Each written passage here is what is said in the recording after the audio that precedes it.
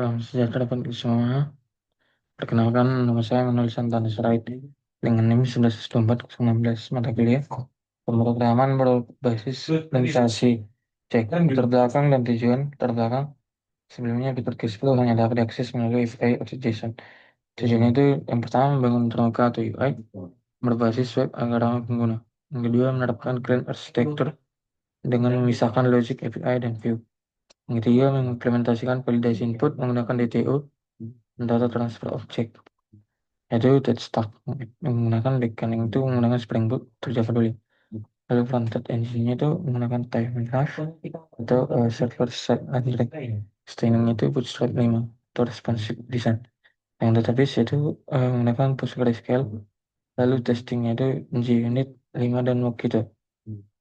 Lalu arsitektur proyek yang pertama itu ada ya mavennya, lalu SRC search terdapat main, lalu ada terdapat file Java app-nya, mana di sini ada config, controller, lalu DTO, entities, interceptor, repositories, service, utilities, dan application untuk Java, dan resource. Lalu di testnya itu terdapat config, controller, DTO, entities, sector, service, dan application test Java.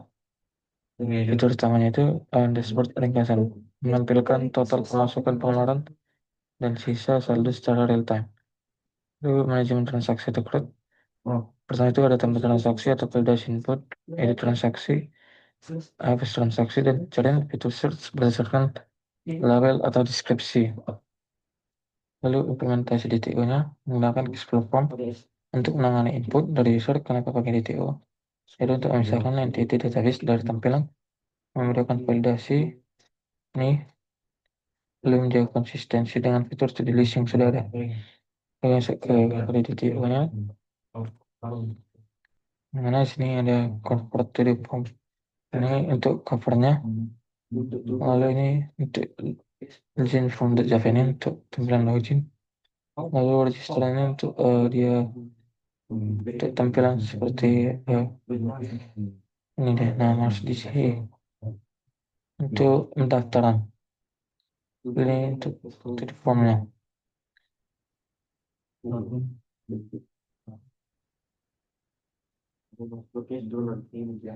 Oke, tantangan dan solusinya ambiguous handler mapping. Misalnya itu bentrok URL root ini slash antara home controller lama dan home view.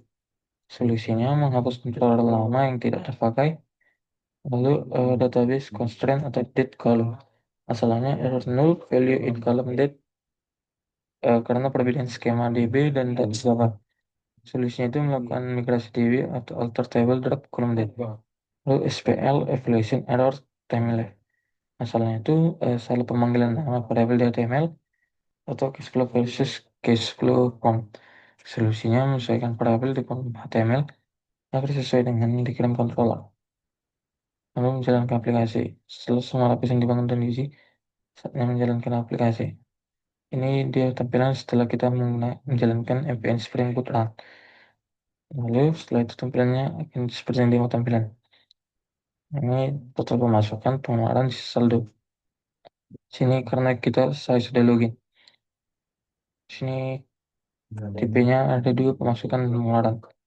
Mengambil pemasukan uang bulanan sumbernya TMPNE dan nilainya 500.000.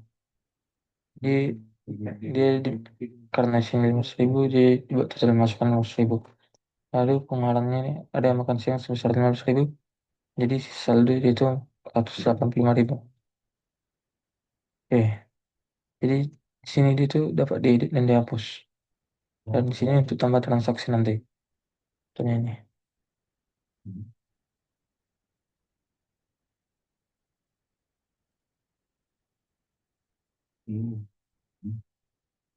Jadi kesimpulannya itu aplikasi Cashflow berhasil bertransformasi dari sekedar API menjadi aplikasi web modul.